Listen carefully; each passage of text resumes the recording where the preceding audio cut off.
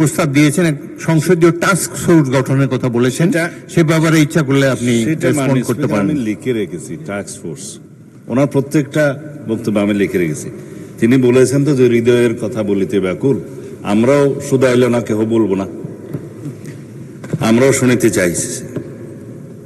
মানে স্পিকার 274 হচ্ছে আমাদের মাননীয় সংসদ সদস্য নাজিবুর রহমান সাহেব। I appreciate his sense of humour. উনি বলেছেন যে স্বরাষ্ট্রমন্ত্রী এক ব্যক্তির গাড়িতে চড়ে সম্বর্ধনা নিয়েছেন। স্বরাষ্ট্রমন্ত্রী কোনো ব্যক্তির গাড়িতে চড়ে সম্বর্ধনা নেয়নি। মানে স্পিকার এটা একটু এক্সপান্স করুন ফর ইউর। স্বরাষ্ট্রমন্ত্রী যখন ছিলাম না তখন আমি সালাউদ্দিন আমাদের স্থায়ী কমিটির সদস্য ছিলাম। বিদেশ থেকে যখন এসেছি আমি আমার গাড়িতে করে সম্বর্ধনা নিয়েছি। আমার 4টি গাড়ি আছে, আমার 4 জন ড্রাইভার আছে, খুব একটা গরিব মানুষ না। কক্সবাজার যখন আমি গিয়েছি লক্ষ লোকের সমাবেশ হয়েছিল, কোনো গাড়ি বিমানবন্দরে তেমন ঢোকার সুযোগ হয়নি। অনেক লোকের মাইক্রোবাস জিপ টিপ ছিল, একটাতে উঠলাম, ওটাতে কেউ উঠতে দিল না মাইক্রোবাস, আরেকটাতে উঠলাম, আরেকটাতে 5 নম্বর গিয়ে বলে যে এটাতে উঠেন। পরে দেখা গেল সেটা একটা কোনো ব্যক্তির নামে না, 17-18 বছর আগের গাড়ি, সেটা ট্রান্সফার হয়েছে যার নামে। সেই ব্যক্তি আমার এলাকায় বাড়ি, সে আগ্রহ করে বললো এখানে ওঠেন। ওখানে আমার উচ্ছেদে বহু দামি গাড়ি উপস্থিত ছিল কিন্তু পৌঁছাতে পারেনি। সেটা আমি জনগণের সামনে, দেশবাসীর সামনে তারপরেও দুঃখ প্রকাশ বলেছি এটা আমার ভুল হয়েছে যে আমি অন্য কোনো গাড়িতে উঠতে যেয়ে এই গাড়িতে আমার সমর্থকরা উঠিয়েছে, এবং সেটা কোনো ব্যক্তির নামে গাড়ি না। তারপরেও যদি এটা ভুল হয়ে থাকে আমি জাতির সামনে দুঃখ প্রকাশ করেছিলাম, কিন্তু সেটা ক্লিয়ার হয়ে গেছে ওই সময়। সেটা একটা পুরাতন ইস্যু, এবং সেটা আমার মনে হয় মানে স্পিকার আপনি এক্সপান্স করতে পারেন, এটা আমার অনুরোধ। তবে তার সেন্স অফ হিউমারকে আমি আগামীবারও স্বাগত জানাবো। এভাবে পার্লামেন্টে উইট করা দরকার। মাননীয় বিরোধী দলের নেতা বসে চলে গেলেন কেন জানি না, ওনার উদ্দেশ্যে অনেক কথা বলার ছিল। এখন আচ্ছা হয়তো আসছে স্যার, ধন্যবাদ। আমি আজকের পার্লামেন্টে দাঁড়িয়ে চিন্তা করছি এইরকম একটা পার্লামেন্ট দেখার জন্য সারা জাতি অপেক্ষা করছে কিনা। মানে স্পিকার তিনি আজকে যে প্রস্তাবটা নিয়ে এসছেন, পার্লামেন্টকে ভাইব্রেন্ট করেছেন, তার এই ভাইব্রেন্ট প্রপোজালের জন্য তাকে প্রথমে আমি ধন্যবাদ জানাই। তিনি হৃদয়ের কথা বলিতে চাহিয়েছেন, সারা জাতি শুনিতে চাইতেছে, আমরাও। তিনি মাননীয় বিরোধী দলের নেতা হিসেবে আজকে বক্তব্য না রেখে একজন জাতীয় নেতা হিসেবে বক্তব্য রেখেছেন। তাই বলে কালকে একটা ভুলে যাবেন না, আমি আস্তে আস্তে বলব। মাননীয় স্পিকার, আমাদের যেমন মাননীয় সদস্য মনিরুল চৌধুরী বক্তৃতা দিলে গোল কোন দিকে দিবে বোঝা যায় না। কিছুক্ষণ ওইদিকে গোল দিলে তো কিছুক্ষণ আবার আমাদের দিকে দিল। তা আমি অবশ্য আজকে কোনো দিকে গোল দিতে চাই না। আমরা শ্রমবাজার শুরু করতে দেখেছি শহীদ রাষ্ট্রপতি জিয়াউর রহমানকে। সেটা আজকে বাড়তে বাড়তে সারা দুনিয়ায় বিস্তৃত হয়েছে। তার এই দূরদৃষ্টি আমাদের জাতিকে রেমিটেন্সে সমৃদ্ধ করেছে। মাননীয় বিরোধী দলের নেতা বলেছেন তাদেরকে আমরা রেমিটেন্স যোদ্ধা বলি, তারা যেন বীরের মর্যাদা পায়।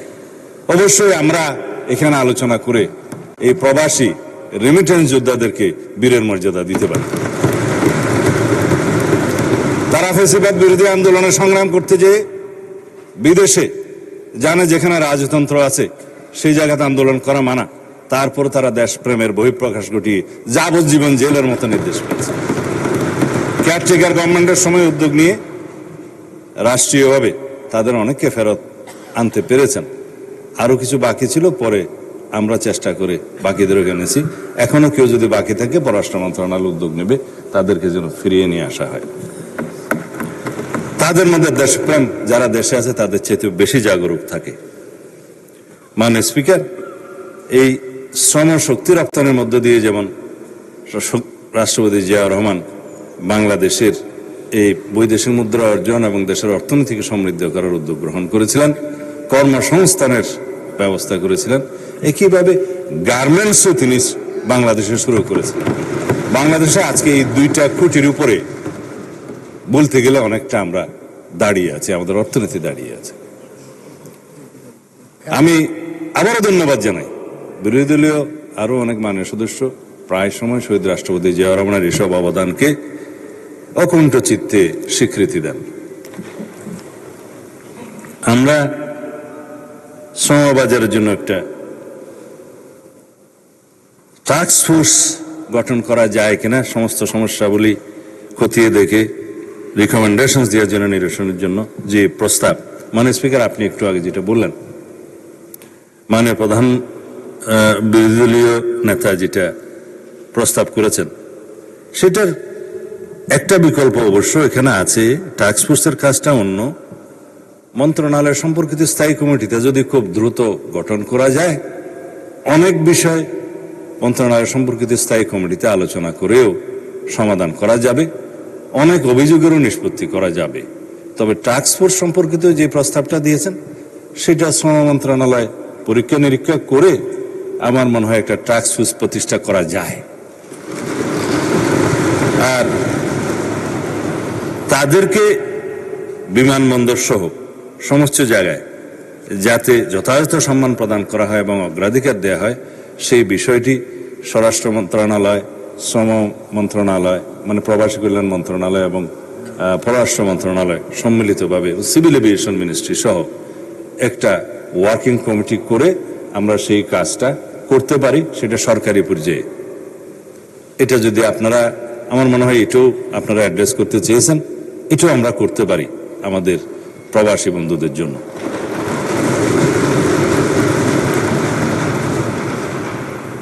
আমরা আসলে today I am here to praise the opposition, not to bury them like before. আমাদের মালয়েশিয়া মাননীয় প্রধানমন্ত্রীর ফার্স্ট ভিজিট নির্ধারিত হয়েছে। তার মানে এই না যে মানে মালয়েশিয়া ফার্স্ট, এটার গুরুত্ব তিনি দিয়েছেন। মালয়েশিয়ার শ্রমবাজার উন্মুক্ত করার জন্য আমাদের 2 জন মন্ত্রী এবং উপদেষ্টাকে মালয়েশিয়া পাঠিয়েছিলেন। সরকারের উচ্চ পর্যায়ে তাদের সাথে আলাপ আলোচনা হয়েছে যে কিভাবে শ্রমবাজার উন্মুক্ত করা যায়, আরো বেশি শ্রমশক্তি বাংলাদেশ থেকে প্রেরণ করা যায়। তিনি এই বিষয়টায় খুবই মনোযোগ দিয়েছেন মাননীয় প্রধানমন্ত্রী। অবশেষে তাদের আমন্ত্রণে, মালয়েশিয়া সরকারের আমন্ত্রণে তিনি প্রথম মালয়েশিয়া যাচ্ছেন। উদ্দেশ্য অনেকগুলোর মধ্যে এটা প্রধানতম। ফেসিবাদী সরকারের সময় মাননীয় স্পিকার অনেকে এটাকে বহুল আলোচিতভাবে আদম ব্যবসা হিসেবে পরিচিত করে, শব্দ দুটো সম্মানিত নয় সেজন্য আমি এখানে ব্যবহার করতে চাই না, কলঙ্কিত করেছে। অনেক ক্ষেত্রে মানব পাচারও করেছে, অনেক ক্ষেত্রে অর্থ পাচার করেছে। যারা জড়িত এই সমস্ত কর্মকাণ্ডে তাদের 100 জনের বিরুদ্ধে কয়েকদিন আগে একটি মামলায় চার্জশিট প্রদান করা হয়েছে মাননীয় স্পিকার। এগুলো গৃহীত ব্যবস্থা। আর বিরোধী দলের গঠনমূলক আলোচনার মধ্য দিয়ে যে প্রসঙ্গগুলো উঠে এসছে এবং যে নোটিশটা মাননীয় বিরোধী দলীয় নেতা আজকে দিয়েছেন, তার মধ্যে যে প্রস্তাবগুলো আছে সেই প্রস্তাবের প্রেক্ষিতে 2টা মন্ত্রণালয়ের পক্ষ থেকে 2 জন মাননীয় প্রতিমন্ত্রী এর লিখিত জবাব দিয়েছেন। বিষয়টার সাথে স্বরাষ্ট্র মন্ত্রণালয়েরও কিঞ্চিত বিষয় জড়িত আছে। তা আমাকেও একটা কাগজ মন্ত্রণালয় থেকে রেডি করে দেয়া হয়েছে। তার মধ্যে কয়েকটা বিষয় মাননীয় বিরোধী দলীয় নেতা যেটা জানতে চেয়েছেন তার একটা জবাব আছে। তা আমি 1-2টা প্যারাগ্রাফ বোধহয় পড়লে ভালো হবে। গণপ্রজাতন্ত্রী বাংলাদেশ সরকার প্রবাসী বাংলাদেশিদের জন্য নিরাপদ, আধুনিক, সহজলভ্য ও আন্তর্জাতিক মানসম্পন্ন পাসপোর্ট সেবা নিশ্চিতকরণে নিরলসভাবে কাজ করে যাচ্ছে। এই লক্ষ্যে পর্যায়ক্রমে মেশিন রিডেবল পাসপোর্ট MRP এর পরিবর্তে আধুনিক পাসপোর্ট কার্যক্রম বাস্তবায়ন করা হয়েছে। বর্তমানে বিশ্বের বিভিন্ন দেশে অবস্থিত 73টি বাংলাদেশ মিশনের মধ্যে 71টি মিশনে ই পাসপোর্ট কার্যক্রম চালু রয়েছে। বিগত 6 মাসে উক্ত মিশন সমূহে ইস্যুকৃত পাসপোর্টের মধ্যে প্রায় 86% ই পাসপোর্ট এবং 14% এমআরপি পাসপোর্ট, যা প্রমাণ করে প্রবাসী বাংলাদেশি নাগরিকগণ নির্বিঘ্নে ই পাসপোর্ট সেবা গ্রহণ করছেন। যেসব নাগরিকের এমআরপি পাসপোর্টের মেয়াদ বিদ্যমান রয়েছে, তারা মেয়াদ উত্তীর্ণ না হওয়া পর্যন্ত উক্ত পাসপোর্ট ব্যবহার করতে পারছেন। অন্যদিকে নতুন আবেদন ও পুনঃ ইস্যুর ক্ষেত্রে পর্যায়ক্রমে ই পাসপোর্ট প্রদান করা হচ্ছে। বিদেশে অবস্থানরত প্রাপ্তবয়স্ক বাংলাদেশি নাগরিকগণ জাতীয় পরিচয়পত্র এনআইডির পাশাপাশি বার্থ রেজিস্ট্রেশন সার্টিফিকেট ব্যবহার করে পাসপোর্টের আবেদন করতে পারছেন। ফলে তথ্য সংশোধনের প্রয়োজন হলে বিআরসি মানে বার্থ রেজিস্ট্রেশন সার্টিফিকেট সংশোধনের মাধ্যমে পুনঃ ইস্যুর আবেদন দাখিলের সুযোগ রয়েছে, যা বিদেশে অবস্থানরত নাগরিকদের জন্য একটা গুরুত্বপূর্ণ সুবিধা। এই বিষয়টা মাননীয় বিরোধী দলীয় নেতা উত্থাপন করেছিলেন। এই জবাবটা এখানে আছে। আমরা বার্থ রেজিস্ট্রেশন সার্টিফিকেটের মাধ্যমে যদি কোনো সংশোধনের প্রয়োজন হয় সেটা আমরা আমলে নিচ্ছি। পাসপোর্ট সেবা সহজীকরণের লক্ষ্যে সরকার ইতিমধ্যে একাধিক নীতিগত ও প্রশাসনিক পদক্ষেপ গ্রহণ করেছে।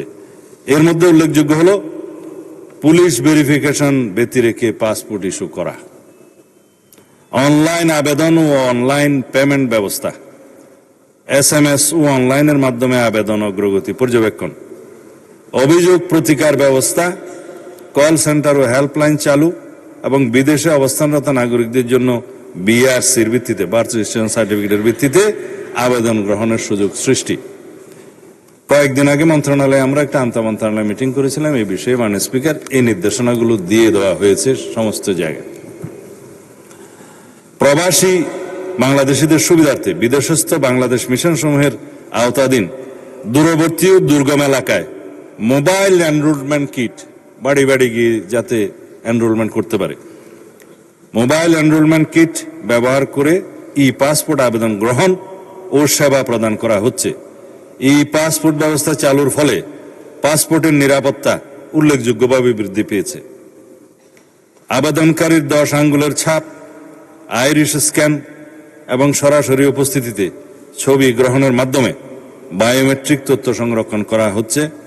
এর ফলে জালিয়াতি, প্রতারণা এবং অন্যের পরিচয়ে পাসপোর্ট গ্রহণের সুবিধা কার্যত বিলুপ্ত হয়েছে। বিদেশে অবস্থানরত প্রবাসী বাংলাদেশিদের নিকট দ্রুততম সময়ে প্রস্তুতকৃত পাসপোর্ট পৌঁছে দেওয়ার লক্ষ্যে আন্তর্জাতিক কুরিয়ার সার্ভিসের মাধ্যমে 72 ঘন্টার মধ্যে সংশ্লিষ্ট বাংলাদেশ মিশনে প্রেরণের ব্যবস্থা গ্রহণ করা হয়েছে। এছাড়া অবশিষ্ট বাংলাদেশ মিশন সমূহেও পর্যায়ক্রমে ই পাসপোর্ট কার্যক্রম সম্প্রসারণের কাজ চলমান রয়েছে। তবে স্বীকার্য যে কিছু ক্ষেত্রে বিদেশস্থ বাংলাদেশ মিশন সমূহে পাসপোর্ট সেবা প্রাপ্তিতে কিছু প্রতিবন্ধকতা বিদ্যমান রয়েছে, যেমন মাল্টিপল অ্যাক্টিভ, বায়োমেট্রিক মিসম্যাচ, বিভিন্ন তথ্য সংশোধন, হারানো পাসপোর্ট, পূর্ববর্তী পাসপোর্ট যাচাই অথবা বিশেষ অনুমোদন সংক্রান্ত আবেদন সমূহ দ্রুত নিষ্পত্তি করা সম্ভব হচ্ছে না। অনেক ক্ষেত্রে প্রয়োজনীয় ডকুমেন্ট যথাসময়ে সিস্টেমে আপলোড না করা, সমস্যার প্রকৃতি যথাযথভাবে অনুধাবন করতে না পারা অথবা পাসপোর্ট অধিদপ্তর সংশ্লিষ্ট দপ্তরের সাথে সময় মতো সমন্বয় না হওয়ার কারণে আবেদনকারীদের দীর্ঘদিন অপেক্ষা করতে হচ্ছে। আবেদনকারীদের যথাযথ দিক নির্দেশনা প্রদানের ক্ষেত্রেও সীমাবদ্ধতা পরিলক্ষিত হয়। প্রয়োজনীয় কাগজপত্র, আবেদন প্রক্রিয়া বা সমস্যা সমাধানের বিষয়ে সুস্পষ্ট ধারণা না থাকায় অনেক প্রবাসী নাগরিককে একাধিকবার দূতাবাস বা পাসপোর্ট সেন্টারে যেতে হচ্ছে। ফলে তাদের অতিরিক্ত সময়, অর্থ ও শ্রম ব্যয় হচ্ছে এবং অনেক ক্ষেত্রে কর্মঘণ্টা নষ্ট হওয়ায় আর্থিক ক্ষতিরও সম্মুখীন হতে হচ্ছে। কিছু দেশে আউটসোর্সিং প্রতিষ্ঠানের মাধ্যমে এই পাসপোর্ট কার্যক্রম পরিচালনার ফলে অতিরিক্ত ভোগান্তি সৃষ্টি হচ্ছে। উদাহরণস্বরূপ মালয়েশিয়ার কুয়ালালামপুরে আবেদনকারীদের বায়োমেট্রিক কার্যক্রম সম্পন্ন করতে এক স্থানে এবং পাসপোর্ট গ্রহণ করতে অন্য স্থানে যেতে হয়।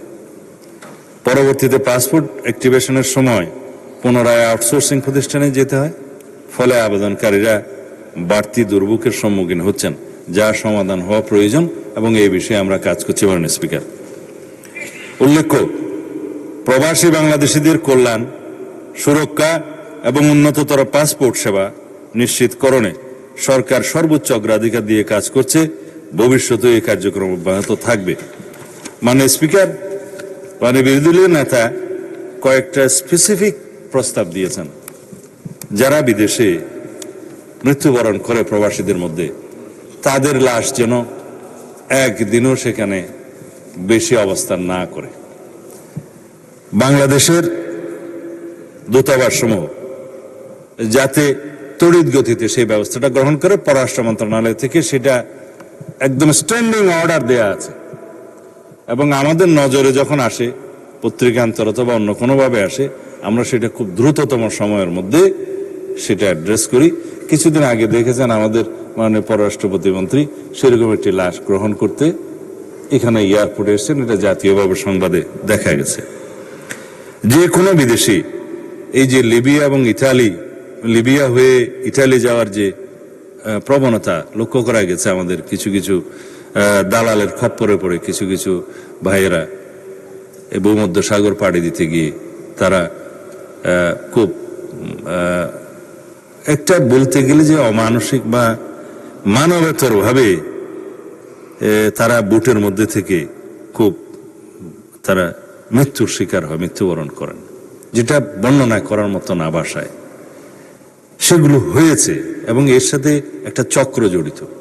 আমার এলাকাতেও এরকম দুই একটা ঘটনা উন্মোচিত হয়েছে। আমি তাদের বিরুদ্ধে ব্যবস্থা নিয়েছি এবং তাদেরকে ফিরিয়ে আনার ব্যবস্থা নিয়েছি পররাষ্ট্র মন্ত্রণালয়ের সহযোগিতায়। এখনো একজন আসতে পারেন।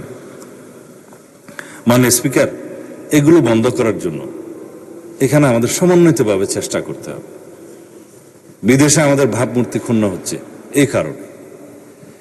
প্রবাসে যারা দক্ষ জনশক্তি রপ্তানির কথা বলছেন, এই বিষয়ে মাননীয় প্রধানমন্ত্রী দায়িত্ব গ্রহণের পর থেকেই, যেহেতু এটা আমাদের নির্বাচনী ইশতেহার এবং 31 দফাতে আমরা এটা অ্যাড্রেস করেছি, প্রথম দিন থেকে চেষ্টা করছি যে আমরা এমন শিক্ষা ব্যবস্থা চালু করব, এবং সেটা আমরা গ্রহণ করেছি, ইতিমধ্যে ইনিশিয়েট করেছি, যে শিক্ষা ব্যবস্থা বেকারের জন্ম দেবে না। আমরা বাংলা ইংরেজির পাশাপাশি আরেকটি ভাষা শিক্ষা করার জন্য, গ্রহণ করার জন্য কম্পালসারি করছি মাধ্যমিক পর্যায় পর্যন্ত। তারপরে কারিগরি শিক্ষা গ্রহণের জন্য আমরা ইন্টারমিডিয়েটের পর থেকে আমরা এটাও সুযোগ বেশি করে সৃষ্টি করব, যাতে সবাই বিশ্ববিদ্যালয়ে যাওয়ার তাগিদ অনুভব না করে। এখন আমাদের দেশে একটা প্রবণতা আছে মাননীয় স্পিকার, সবাই ডিগ্রি পাস হবে, মাস্টার ডিগ্রি পাস হবে, তারপরে হয়তো বেকার হয়ে যায়। কিন্তু বিদেশে এরকম নয়, অনেক দেশে এরকম নয়।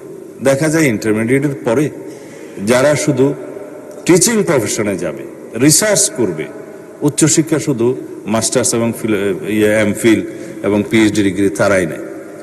তা আমরা বিশ্ববিদ্যালয়ের সংখ্যা যতই বাড়াই না কেন, সব ইন্টারমিডিয়েট পাস যারা করে তাদেরকে যদি শুধু বিশ্ববিদ্যালয়ে প্রেরণ করি গ্রাজুয়েশনের জন্য এবং বেকার হওয়ার জন্য, সেটা আমাদের জন্য ভালো হবে না।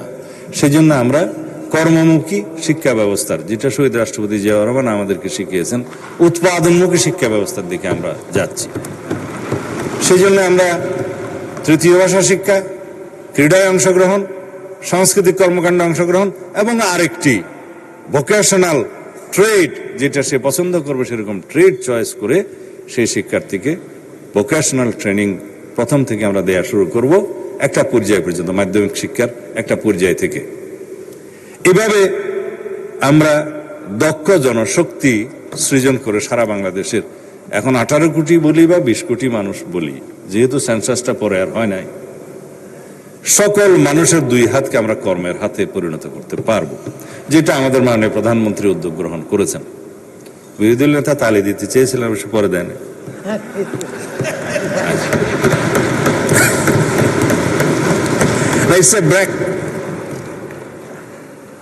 আমি বেশিক্ষণ সময় নেব না, যেহেতু এখন রাত্রে 9টা বাজে। আপনি যদিও স্বাধীনতা দিয়েছেন যে টেক ইউর টাইম, কিন্তু আমি কারো বিরক্তির উদ্রেক হতে চাই না।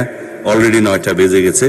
মানে স্পিকার, এইরকম একটা অ্যাটমসফিয়ারে মানে বিরোধী দলের নেতা বলছে এখানে আরবি ফার্সির বয়াত রুবাইয়াত এবং শের শায়েরি বহুত হয়েছে, এটা কেন বলছেন আমি জানি না। যদি আপনি শুনতে চান আমি ফার্সিও বলতে পারি, উর্দুও বলতে পারি, সেটা ইট ইজ ইউর লিবার্টি, আপনি শুনবেন কিনা।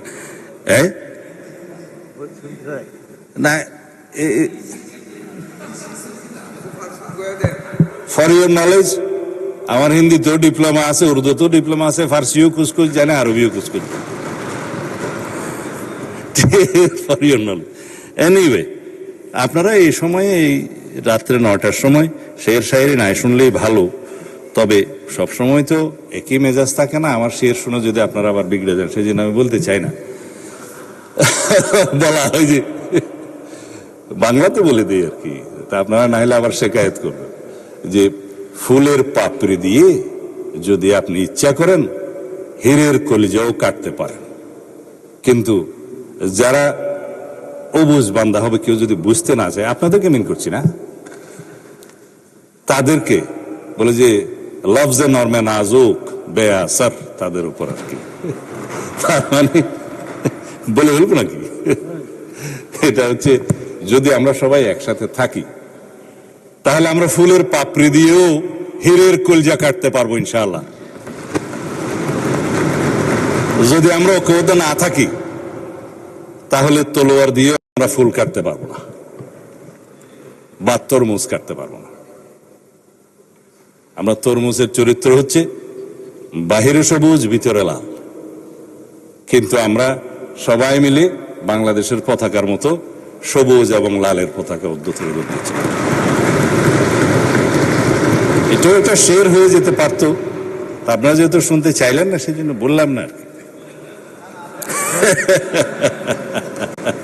না না, এটা আমাদের একটা ফলপ্রসূ আলোচনার মধ্যে, আমি এর বেশি রসবোধ দিতে চাই না। তবে বাইরে যেটা হয় সেটা সম্পর্কে একটা বলা যায়, সেটা মির্জা গালিবের যে মানে স্পিকার, আমরা এখানে সবাই এক, জাতির জন্য, জাতির কল্যাণে, দেশের কল্যাণে, জনগণের স্বার্থে আমরা এখানে সবাই মিলে আইন প্রণয়ন করি, সবাই মিলে গঠনমূলক আলোচনা করি। অনেক প্রস্তাব বিরোধী দলের নেতা দিয়েছেন, আমরা সেগুলো গ্রহণও করেছি। যৌথভাবে আমরা আলোচনার জন্য এই জ্বালানি মন্ত্রণালয়ের উপরে একটা কমিটি 50-50 করে মানে প্রধানমন্ত্রী বিরোধী দলীয় নেতা প্রস্তাবের প্রেক্ষিতে করে দিয়েছেন, রিপোর্টও পেশ হয়েছে পার্লামেন্টে।